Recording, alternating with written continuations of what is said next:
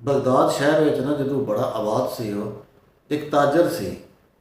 ਸੁਨਿਆਰਾ ਕਹਿ ਲਓ ਜਾਂ ਤਾਜਰ ਕਹਿ ਲਓ, ਜਵਾਨ ਮੁੰਡਾ ਸੀ, ਖੂਬਸੂਰਤ, ਬੜਾ ਸਿਆਣਾ।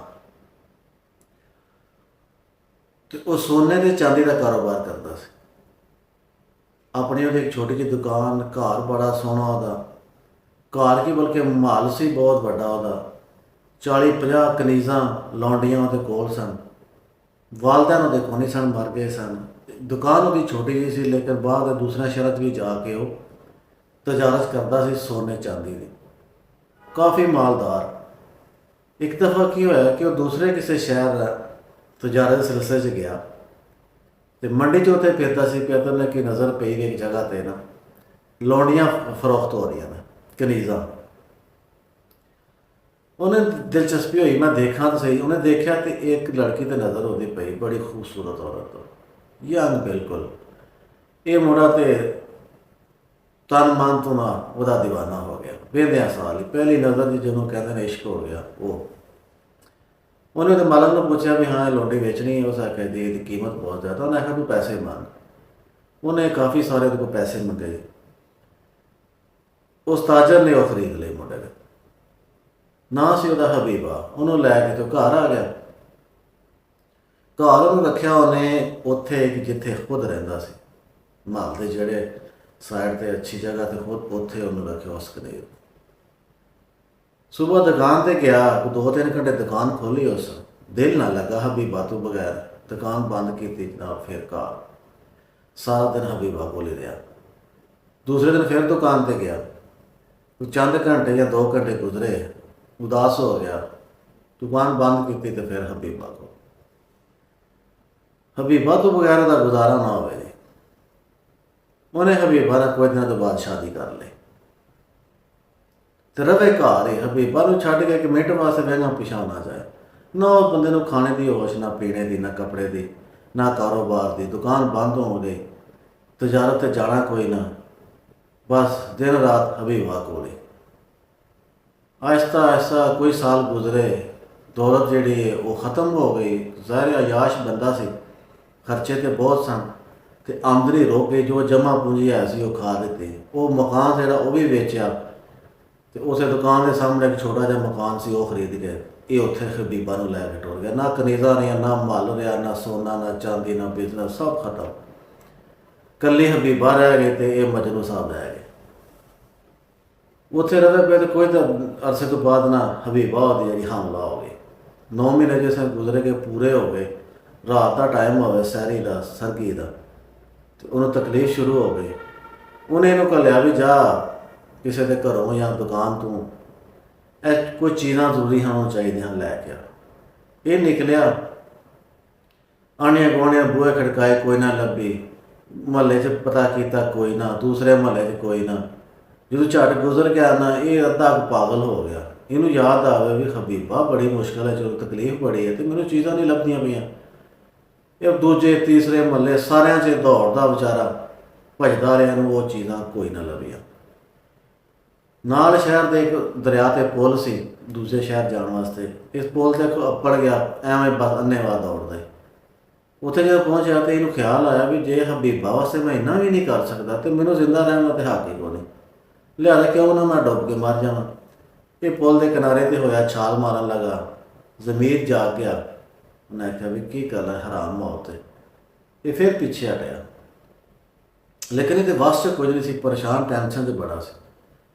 ਇਹ ਜਨਾਬ ਇਹਨੇ ਫਿਰ ਨਾ ਹਬੀਬਾ ਵਾਲੇ ਪਾਸੇ, ਆਪਣੇ ਘਰ ਵਾਲੇ ਪਾਸੇ ਦੌੜਨਾ ਸ਼ੁਰੂ ਕਰ ਦਿੱਤਾ। ਉਸ ਟਾਈਮ ਨੂੰ ਨਾ ਸੂਰਜ ਦੀ ਰੋਸ਼ਨੀ ਥੋੜ੍ਹੀ ਥੋੜ੍ਹੀ ਫੈਲ ਚੁੱਕੀ ਸੀ, ਰੋਸ਼ਨੀ ਹੋ ਚੁੱਕੀ ਸੀ। ਜਿਸ ਟਾਈਮ ਮੈਂ ਆਪਣੇ ਘਰ ਤੋਂ ਥੋੜ੍ਹਾ ਦੂਰ ਪਹੁੰਚਿਆ ਨਾ, ਤੇ ਇਹਨੇ ਵੇਖਿਆ ਵੀ ਮੇਰੇ ਘਰ ਦੇ ਬੂਹੇ ਅੱਗੇ ਤੇ ਬੜੇ ਬੰਦੇ ਇਕੱਠੇ ਨੇ, ਬੀਬੀਆਂ ਉੱਚਾ ਉੱਚਾ ਰੋਣ ਲੱਗੀਆਂ। ਇਹਨੇ ਸਮਝਿਆ ਵੀ ਹਬੀਬਾ ਤੇ ਮਰ ਗਈ ਹੈ। ਇਹਨੂੰ ਐਸਾ ਦਿਮਾਗ ਨੂੰ ਝਟਕਾ ਲੱਗਾ ਕਿ ਇਹ ਉੱਥੇ ਨਾ ਚੀਕਾਂ ਮਾਰਦਾ ਤੇ ਆਪਣਾ ਸਿਰ ਪਿੱਟਣਾ ਸ਼ੁਰੂ ਕਰਤਾ। ਇਹਨੇ ਹਬੀਬਾ ਵੱਲ ਜਾਣ ਦੀ ਬਜਾਏ ਪਿਛਾਂ ਨੂੰ ਦੌੜ ਲਾ ਦਿੱਤੀ। ਇਹਨੇ ਨਹੀਂ ਵੇਖਿਆ ਜੰਗਲ ਹੈ, ਪਹਾੜ ਹੈ, ਪਾਣੀ ਹੈ। ਇਹ ਬਸ ਰੋਂਦਾ, ਪਿੱਟਦਾ, ਦੌੜਦਾ, ਟੁਰਦਾ, ਚੱਲਦਾ ਰਿਹਾ।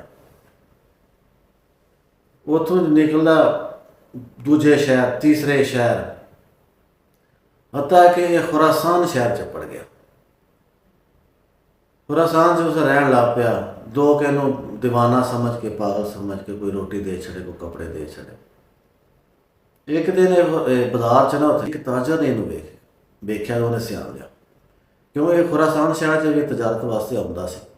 ਉਹਨੇ ਆਖਿਆ ਕਿ ਤਾਜਰ ਹੀ ਬੜਾ ਵੱਡਾ, ਤੇ ਇਹਨੂੰ ਕੀ ਹੋਇਆ? ਤਾਂ ਉਹਨੂੰ ਫੜ ਕੇ ਆਪਣੇ ਘਰ ਲੈ ਗਿਆ। ਉਹਨੂੰ ਸਮਝ ਲੱਗਾ ਕੋਈ ਸੱਟ ਲੱਗੀ, ਇਹ ਪਾਗਲ ਹੋ ਗਿਆ। ਉਹਨੇ ਨਾ ਇਹਦੀ ਸੇਵਾ ਕੀਤੀ, ਕੋਈ ਦਵਾਈ ਦਾਰੂ ਵੀ ਕੀਤਾ, ਕੱਪੜੇ ਦਿੱਤੇ, ਰੋਟੀ ਚੰਗੀ ਦਿੱਤੀ। ਇਹ ਜਨਾਬ ਕੁਝ ਦਿਨਾਂ ਬਾਅਦ ਨਾ ਠੀਕ ਹੋ ਗਿਆ। ਉਹਨੇ ਇਹਨੂੰ ਪੁੱਛਿਆ ਵੀ ਸੁਣਾ ਕੀ ਮਸਲਾ? ਉਹਨੇ ਕਿਹਾ ਇਸ ਤਰ੍ਹਾਂ ਬਸ ਮੇਰੀ ਹਬੀਬਾ ਸੀ ਤੇ ਮੈਂ ਉਹਦੇ ਵਾਸਤੇ ਜ਼ਿੰਦਾ ਹਾਂ, ਉਹ ਨਹੀਂ ਰਹੀ ਤੇ ਮੈਂ ਵੀ ਨਹੀਂ ਰਹਿਣਾ। ਉਸ ਆਖਿਆ ਛੱਡ, ਜੋ ਹੋਣਾ ਸੀ ਹੋ ਗਿਆ, ਤੇ ਅੱਜ ਕਰ ਤੈਨੂੰ ਤਜਾਰਤ ਦਾ ਬੜਾ ਹੁਨਰ ਹੈ, ਇਹ ਪੈਸੇ ਮੇਰੇ ਕੋਲੋਂ ਲੈ, ਤਜਾਰਤ ਸ਼ੁਰੂ ਕਰ ਇਸੇ ਸ਼ਹਿਰ 'ਚ, ਅੱਲਾ ਬਰਕਤ ਪਾਏਗਾ। ਉਹਨੇ ਇਹਨੂੰ ਪੈਸੇ ਦਿੱਤੇ, ਇਹਨੇ ਜਨਾਬ ਤਜਾਰਤ ਸ਼ੁਰੂ ਕਰ ਦਿੱਤੀ। ਤਜਰਬਾਕਾਰ ਸੀ, ਅੱਜ ਹੋਰ, ਕੱਲ੍ਹ ਹੋਰ, ਪਰਸੋਂ ਹੋਰ। ਚੰਦ ਮਹੀਨਿਆਂ 'ਚ ਚੰਗਾ ਭਲਾ ਬਿਜ਼ਨਸਮੈਨ ਬਣ ਗਿਆ, ਦੁਬਾਰਾ ਆਪਣੇ ਅਰੂਜ 'ਤੇ ਆਉਣ ਲੱਗ ਗਿਆ। ਇਹ ਇੱਕ ਤਜਾਰਤ ਕਰਦਾ ਰਿਹਾ, ਇਹਨੇ ਘਰ ਬਣਾਈ, ਪ੍ਰਾਪਰਟੀ ਬਣਾਈ, ਬੜਾ ਸੋਹਣਾ ਘਰ ਬਣਾਇਆ, ਮਾਲ ਨਵਾਂ। ਇੱਕ ਕਮਰਾ 'ਚ ਆਪਣੇ ਵਾਸਤੇ ਰੱਖਿਆ, ਬਾਕੀ ਨੌਕਰ ਸ਼ੌਕਰ ਸਾਰੇ। ਉੱਥੇ ਰਾਤੀ ਜਾਏ ਤੇ ਜਾ ਕੇ ਹਬੀਬਾ ਨੂੰ ਯਾਦ ਕਰਕੇ ਤੇ ਰੋਵੇ ਕਰੇ। ਸੁਬਹ ਕੰਮ 'ਤੇ ਨਿਕਲ ਜਾਣਾ ਤਜਾਰਤ 'ਤੇ, ਸ਼ਾਮ ਨੂੰ ਆ ਕੇ ਉੱਥੇ ਬਾਅਦ ਹਬੀਬਾ ਨੂੰ ਯਾਦ ਕਰਨਾ। ਇਸ ਤਰ੍ਹਾਂ ਕਰਦੇ ਕਰਦੇ 20 ਸਾਲ ਗੁਜ਼ਰ ਗਏ। 20 ਸਾਲ ਤੋਂ ਬਾਅਦ ਜਦੋਂ ਇਹਦੇ ਲੱਤਾਂ 'ਚ ਥੋੜ੍ਹੇ ਗੋਡੇ 'ਚ ਦਰਦਾਂ ਸ਼ੁਰੂ ਹੋਈਆਂ ਤੇ ਸਮਝਿਆ ਵੀ ਹੁਣ ਤਾਂ ਮੈਂ ਬੁੱਢਾ ਹੋ ਗਿਆ ਤੇ ਮੈਂ ਮਰ ਜਾਣਾ, ਤੇ ਕਿਉਂ ਨਾ ਹਬੀਬਾ ਦੇ ਕੋਲ ਜਾ ਕੇ ਮਰਾਂ, ਮੇਰੀ ਕਬਰ ਵੀ ਹਬੀਬਾ ਦੀ ਕਬਰ ਦੇ ਨਾਲ ਹੋਵੇ। ਲਿਹਾਜ਼ਾ ਇਹਨੇ ਫੈਸਲਾ ਕਰ ਲਿਆ, ਇਹਨੇ ਜੋ ਕੁਝ ਵੀ ਕਮਾਇਆ ਸੀ ਉਸੇ ਤਾਜਰ ਨੂੰ ਦਿੱਤਾ ਜਿਹਨੇ ਇਹਦੀ ਮਦਦ ਕੀਤੀ ਸੀ। ਚੰਦ ਰੁਪਈਏ, ਚੰਦ ਸਿੱਕੇ ਲਏ ਸਫ਼ਰ ਤੇ ਖਰਚੇ ਵਾਸਤੇ, ਕਿਉਂਕਿ ਇਹਨੂੰ ਪਤਾ ਸੀ ਮੈਂ ਵੀ ਮਾਰੀ ਜਾਣਾ, ਪੈਸਾ ਤਾਂ ਚਾਹੀਦਾ ਨਹੀਂ ਸੀ ਉਹਨੂੰ। ਇਹ ਸਫ਼ਰ 'ਤੇ ਦਾ ਇੱਕ ਬਗਦਾਦ ਸ਼ਹਿਰ ਵਾਲੇ ਕਾਫਲਾ ਹੁੰਦਾ ਸੀ, ਇਹ ਉਹਦੇ ਨਾਲ ਰਲ ਕੇ ਇਹਨੇ ਸਫ਼ਰ ਸ਼ੁਰੂ ਕਰ ਦਿੱਤਾ। ਉਹ ਇੱਕ ਦਿਨ ਰਾਤ ਨੂੰ ਡਾਕੂ ਪਏ ਉਸ ਕਾਫਲੇ ਨੂੰ, ਨਾਲ ਇਹ ਵੀ ਸੀ, ਉਹਨਾਂ ਇਹਨੂੰ ਵੀ ਲੁੱਟ ਲਿਆ, ਸਾਰੇ ਕਾਫਲੇ ਨੂੰ ਵੀ ਲੁੱਟ ਲਿਆ। ਜੋ ਕੁਝ ਜਮ੍ਹਾਂ ਪੂੰਜੀ ਦੇ ਕੋਲ ਥੋੜ੍ਹੀ ਬਹੁਤੀ ਆਇਆ ਸੀ ਉਹ ਸਾਰੀ ਲੁੱਟੀ ਗਈ। ਇਹ ਫਿਰ ਮਲੰਗ ਦਾ ਮਲੰਗ, ਕੱਪੜੇ ਗੰਦੇ, ਵਾਲ 'ਚ ਮਿੱਟੀ, ਵਾਲ ਖਿਲਦੇ ਹੋਏ, ਅੱਤਾ ਕਿ ਚੱਲਦਾ ਲੋਕਾਂ ਦੇ ਨਾਲ ਆਸਰੇ ਲੈਂਦਾ ਬਗਦਾਦ ਸ਼ਹਿਰ ਦੇ ਉਸੇ ਪੁਲ 'ਤੇ ਆ ਕੇ ਬੰਦਾ ਖਲੋ ਗਿਆ ਜਿੱਥੇ ਅੱਜ ਤੋਂ 20 ਸਾਲ ਪਹਿਲਾਂ ਛਾਲ ਮਾਰਨ ਲੱਗਾ ਸੀ। ਜਿਸ ਟਾਈਮ ਉੱਥੇ ਪਹੁੰਚ ਜਾਣਾ ਤੇ ਫਿਰ ਉਹਨਾਂ ਖਿਆਲਾਂ 'ਚ ਇਹ ਗੁੰਮ ਹੋ ਗਿਆ। ਇਹਨੂੰ ਇੰਝ ਲੱਗਾ ਜਿਵੇਂ ਆ ਕਿ ਮੈਂ ਹਬੀਬਾ ਵਾਸਤੇ ਦਵਾਈ ਲੈਣ ਆਇਆ, ਵੀ ਨਹੀਂ ਪਈ ਲੱਭਦੀ। ਫਿਰ ਥੋੜ੍ਹੀ ਦੇਰ ਬਾਅਦ ਹੋਸ਼ ਆਈ ਵੀ ਨਹੀਂ, ਵਕਤ ਗੁਜ਼ਰ ਗਿਆ, 20 ਸਾਲ ਗੁਜ਼ਰ ਗਏ, ਲਿਹਾਜ਼ਾ ਮੈਂ ਹਬੀਬਾ ਦੀ ਕਬਰ ਦਾ ਪਤਾ ਕਰਾਂ ਤੇ ਉੱਥੇ ਜਾਵਾਂ। ਇਹ ਚਲਦਾ ਚਲਦਾ ਨਾ ਆਪਣੇ ਪੁਰਾਣੇ ਘਰ, ਆਪਣੀ ਦੁਕਾਨ ਕੋਲ ਪਹੁੰਚ ਗਿਆ। ਇਹਨੇ ਜਿਸ ਤਰ੍ਹਾਂ ਵੇਖਿਆ ਕਿ ਉੱਥੇ ਦਾ ਘਰ ਕੋਈ ਨਾ, ਉੱਥੇ ਤਾਂ ਬੜਾ ਵੱਡਾ ਆਲੀਸ਼ਾਨ ਮਹੱਲ ਬਣਿਆ ਹੋਵੇ ਜਿੱਥੇ ਇਹਦਾ ਘਰ ਸੀ। ਦੁਕਾਨ ਉਸੇ ਤਰ੍ਹਾਂ ਹੀ ਬੰਦ ਪਈ ਹੋਵੇ। ਦੁਕਾਨ ਦੇ ਕੋਲ ਇੱਕ ਨਾ ਸਬਜ਼ੀ ਵੇਚਣ ਵਾਲਾ ਬੈਠਾ ਸੀ। ਉਹਨੇ ਜਿਸ ਤਰ੍ਹਾਂ ਬਾਬੇ ਨੂੰ ਵੇਖਿਆ ਨਾ ਇੱਧਰ ਉੱਧਰ ਵੇਖਦਾ, ਉਹਨੇ ਆਖਿਆ ਵੀ ਬਾਬਾ ਕੌਣ ਹੈ ਤੂੰ ਤੇ ਕੀ ਕਹਿੰਦਾ? ਆਂਦੇ ਇਹ ਦੁਕਾਨ ਕਿਉਂ ਬੰਦ ਹੈ? ਤੇ ਇੱਥੇ ਇੱਕ ਘਰ ਹੁੰਦਾ ਸੀ ਪੁਰਾਣਾ ਜਿਹਾ।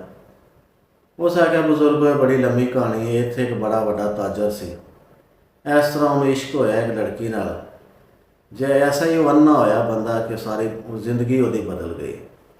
20 ਸਾਲ ਹੋ ਗਏ ਨੇ, 22 ਸਾਲ ਉਹਨੂੰ ਘਰੋਂ ਨੱਸਿਆ, ਅੱਜ ਤੱਕ ਵਾਪਸ ਨਹੀਂ ਆਇਆ। ਤੁਸੀਂ ਆਖਿਆ ਵੀ ਇਹ ਮਹੱਲ ਮੇਰੇ ਯਾਨੀ ਕਿ ਇਸ ਘਰ ਥਾਂ 'ਤੇ ਇੱਕ ਮਹੱਲ ਕਿਹਨੇ ਬਣਾਇਆ? ਉਹਨੇ ਆਖਿਆ ਉਸੇ ਤਾਜਰ ਦੇ ਬੇਟੇ ਨੇ। ਜਦੋਂ ਇੰਝ ਆਖਿਆ ਨਾ ਉਹਨੇ ਤੇ ਇਹਦੀ ਜਾਨ 'ਚ ਜਾਨ ਆਈ ਵੀ ਮੇਰਾ ਬੇਟਾ। ਇਹਨੇ ਆਖਿਆ ਗੱਲ ਪੂਰੀ ਸੁਣਾ। ਉਹਨੇ ਆਖਿਆ ਬਈ ਹਬੀਬਾ ਉਹਦੀ ਬੀਵੀ ਦਾ ਨਾਂ ਸੀ, ਉਹ ਮਰੀ ਨਹੀਂ ਸੀ, ਉਹ ਬੇਹੋਸ਼ ਹੋਈ ਸੀ ਤੇ ਲੋਕਾਂ ਸਮਝਿਆ ਮਰ ਗਈ। ਉਹਨਾਂ ਰੋਣਾ ਸ਼ੋਣਾ ਸ਼ੁਰੂ ਕੀਤਾ। ਉਹ ਤਾਜਰ ਨੇ ਸ਼ਾਇਦ ਸੁਣਿਆ, ਉਹਨੇ ਵੇਖਿਆ ਰੌਲਾ, ਉਹ ਉੱਥੋਂ ਹੀ ਵਾਪਸ ਨੱਸ ਗਿਆ, ਆਇਆ ਹੀ ਨਹੀਂ। ਤੇ ਉਹ ਫਿਰ ਤਬੀਬ ਨੇ ਉਹਦਾ ਇਲਾਜ ਕੀਤਾ, ਉਹ ਹੋਸ਼ 'ਚ ਆ ਗਈ। ਅੱਲਾ ਉਹਨੂੰ ਬੇਟਾ ਦਿੱਤਾ ਤੇ ਉਹਦੇ ਬੇਟੇ ਨੇ ਇਹ ਸਾਰਾ ਕੁਝ ਮਹੱਲ ਛੱਲ ਬਣਾਇਆ। ਉਹਨੇ ਕਿਹਾ ਮਹੱਲ ਕਿਸ ਤਰ੍ਹਾਂ ਨੇ ਬਣਾ ਲਿਆ, ਉਹਦਾ ਬੇਟਾ ਕੀ ਕਰਦਾ? ਉਹਨੇ ਕਿਹਾ ਮਹੱਲ ਇਸ ਸ਼ਹਿਰ ਦੇ ਅਮੀਰ ਸਾਹਿਬ ਨੇ ਉਹਨੂੰ ਬਣਾ ਕੇ ਦਿੱਤਾ। ਉਹਨੇ ਆਖਿਆ ਉਹ ਕਿਉਂ? ਉਹਨੇ ਆਖਿਆ ਵੀ ਇਸ ਤਰ੍ਹਾਂ ਕਿ ਜਿਸ ਦਿਨ ਤਾਜਰ ਦੇ ਬੀਵੀ ਵਾਲ ਬੇਟਾ ਹੋਇਆ ਨਾ, ਉਸੇ ਦਿਨ ਅਮੀਰ ਦੀ ਬੀਵੀ ਵਾਲ ਵੀ ਬੇਟਾ ਹੋਇਆ। ਤੇ ਅਮੀਰ ਦਾ ਬੇਟਾ ਆਪਣੀ ਵਾਲਦਾ ਦਾ ਦੁੱਧ ਨਹੀਂ ਸੀ ਪੀਂਦਾ, ਉਹਨਾਂ ਨੂੰ ਦਾਈ ਚਾਹੀਦੀ ਸੀ ਜਿਹਦੇ ਨਾਲ ਤਾਜ਼ਾ ਬੱਚਾ ਹੋਇਆ ਹੋਵੇ। ਉਹ ਤਾਜਰ ਦੀ ਬੀਵੀ ਵਾਲ ਵੀ ਬੇਟਾ ਹੋਇਆ ਸੀ। ਉਹਨਾਂ ਇਹਨੂੰ ਪੁੱਛਿਆ, ਇਹਨੇ ਦੁੱਧ ਪਿਲਾਇਆ ਅਮੀਰ ਦੀ ਬੇਟੇ ਨੂੰ, ਉਹ ਦੁੱਧ ਪੀਣ ਲੱਗ ਗਿਆ। ਹੁਣ ਜ਼ਾਹਿਰ ਹੈ ਤਾਜਰ ਦੀ ਬੀਵੀ ਅਮੀਰ ਦੇ ਬੇਟੇ ਦੀ ਰਜ਼ਾਈ ਯਾਨੀ ਕਿ ਦੁੱਧ ਪਲਾਈ ਮਾਂ ਬਣ ਗਈ। ਅਮੀਰ ਨੇ ਗਵਾਰਾ ਨਾ ਕੀਤਾ ਕਿ ਵੀ ਮੇਰੇ ਬੇਟੇ ਦੀ ਦਾਈ ਗਰੀਬ ਘਰ 'ਚ ਰਵੇ। ਉਹਨੇ ਸਾਰਾ ਆਲੀਸ਼ਾਨ ਮਹੱਲ ਬਣਾਇਆ। ਉਸ ਬੇਟੇ ਦੀ ਆਪਣੇ ਦੀ ਵੀ ਪਰਵਰਿਸ਼ ਕੀਤੀ, ਤਾਜਰ ਦੇ ਬੇਟੇ ਦੀ ਵੀ ਕੀਤੀ, ਪੜ੍ਹਾਇਆ ਲਿਖਾਇਆ। ਅੱਜ ਉਹਨੇ ਆਖਿਆ ਬੇਟਾ ਉਹ ਕਿੱਥੇ ਮਾਈਦ? ਉਹਨੇ ਆਖਿਆ ਜੀ ਅਮੀਰ ਦੇ ਘਰ ਦਾ ਖਜ਼ਾਨਚੀ ਹੋ, ਬੜੇ ਉੱਚੇ ਅਹੁਦੇ ਤੇ ਵੇ। ਇਸ ਜਨਾਬ ਬੇਟਾ ਪਰੇਸ਼ਾਨ ਹੈ। ਆਖਿਆ ਵਾਹ ਅੱਲਾ ਦੀ ਕੁਦਰਤ, ਮੈਂ ਜਿਸ ਹਬੀਬਾ ਦੀ ਕਵਰ ਕਰਵਾਇਆ ਉਹ ਤਾਂ ਹਬੀਬਾ ਜਿੰਦਾ ਹੈ। ਲਿਹਾਜ਼ਾ ਇਹ ਉੱਥੋਂ ਪੋਲਾ ਪੋਲੇ ਪੈਰੇ ਨਾਲ ਉਹ ਘਰ ਵੱਲ ਗਿਆ। ਅੱਗੇ ਗਨਮੈਨ ਗਾਰਡ ਖਲੋਤੇ ਸਨ। ਉਹਨਾਂ ਨੂੰ ਆਂਦਾ ਵੀ ਇਸ ਘਰ ਦੇ ਮਾਲਕ ਨੂੰ ਮਿਲਣਾ ਮੈਂ। ਉਹਨਾਂ ਉੱਧਰੋਂ ਮੁੰਡੇ ਨੂੰ ਬੁਲਾਇਆ। ਮੁੰਡਾ ਬਾਹਰ ਆਇਆ ਤੇ ਮੁੰਡੇ ਪੁੱਛਿਆ ਹਾਂ ਬਾਬਾ ਕੌਣ ਹੈ ਤੂੰ? ਇਹਨੇ ਆਖਿਆ ਜੀ ਕਿ ਮੈਂ ਤੇਰਾ ਪਿਓ ਹਾਂ। ਮੁੰਡੇ ਨੇ ਜਿਸ ਇਹ ਗੱਲ ਸੁਣੀ ਨਾ, ਉਹਨੇ ਬਾਬੇ ਦੀ ਬਾਂਹ ਫੜੀ ਤੇ ਮਹੱਲ 'ਚ ਲੈ ਗਿਆ। ਆਖਰੀ ਜ਼ਨਾਨ ਖਾਨੇ 'ਚ ਜਾ ਕੇ ਨਾ ਹੁੰਦਾ ਤੂੰ ਇੱਥੇ ਪਰਦੇ ਦੇ ਪਿੱਛੇ ਖਲੋ ਤੇ ਮੈਂ ਵਾਲਦਾ ਨੂੰ ਪੁੱਛ ਕੇ ਆਉਣਾ। ਉਹ ਪਰਦੇ ਦੇ ਪਰਲੇ ਪਾਸੇ ਗਿਆ। ਉੱਥੇ ਆਪਣੇ ਵਾਲਦਾ ਨੂੰ ਦੱਸਿਆ ਇਸ ਤਰ੍ਹਾਂ ਇੱਕ ਬਾਬਾ ਆਇਆ, ਇਸ ਤਰ੍ਹਾਂ ਦੀ ਸ਼ਕਲ ਹੈ ਉਹਦੀ। ਉਹ ਆਂਦਾ ਮੈਂ ਤੇਰਾ ਪਿਓ ਹਾਂ। ਹਬੀਬਾ ਆਖਿਆ ਵਾਕਈ ਤੇਰਾ ਪਿਓ ਹੀ ਹੋਣਾ। ਜਿਸ ਤਰ੍ਹਾਂ ਹਬੀਬਾ ਥੋੜ੍ਹੀ ਜਿਹੀ ਬੋਲੀ ਨਾ, ਇਹ ਤਾਜਰ ਨੇ ਉਹਦੀ ਆਵਾਜ਼ ਸਿਆਣ ਲਈ। ਇਹਨੇ ਪਰਦਾ ਹਟਾ ਕੇ ਪਿਛਾਂ ਕੀਤਾ ਤੇ ਸਾਹਮਣੇ ਹਬੀਬਾ ਖਲੋਤੀ ਹੋਵੇ। ਇਹ ਅੱਗੇ ਹੋਇਆ। ਹਬੀਬਾ ਜਦੋਂ ਇਹਨੇ ਕਰੀਬੋਂ ਵੇਖਿਆ ਤੇ ਉਹ ਵੀ ਅੱਧੇ ਇੱਕ ਆਪਣੇ ਹੋਸ਼ ਜਿਹੜੇ ਨਾਲ ਉਹਨੇ ਖੋ ਦਿੱਤੇ। ਉਹ ਜ਼ਮੀਨ 'ਤੇ ਡਿੱਗ ਪਈ, ਰੋਣ ਲੱਗ ਪਈ, ਅੱਲਾ ਦਾ ਸ਼ੁਕਰ ਅਦਾ ਕਰਨ ਲੱਗ ਪਈ। ਇਹ ਬੇਟਾ ਹੁਣ ਕੋਲ ਖਲੋਤਾ ਸੀ। ਇਹਨੂੰ ਸ਼ਰਮ ਆਈ, ਇਹ ਚੁੱਪ ਕਰਕੇ ਨਿਕਲ ਗਿਆ। ਉਹਨੂੰ ਪਤਾ ਸੀ ਵੀ ਇੰਨੇ 20 ਸਾਲਾਂ ਬਾਅਦ ਇਹ ਮਿਲੇ ਨੇ ਤੇ ਲਿਹਾਜ਼ਾ ਮੇਰਾ ਕੋਲ ਖਲੋਣਾ ਅੱਛੀ ਗੱਲ ਨਹੀਂ। ਇਹ ਨਿਕਲ ਗਿਆ। ਉਹ ਮਿਲੇ ਗਿਲੇ ਆਪਸ 'ਚ ਗਿਲੇ ਸ਼ਿਕਵੇ ਕੀਤੇ।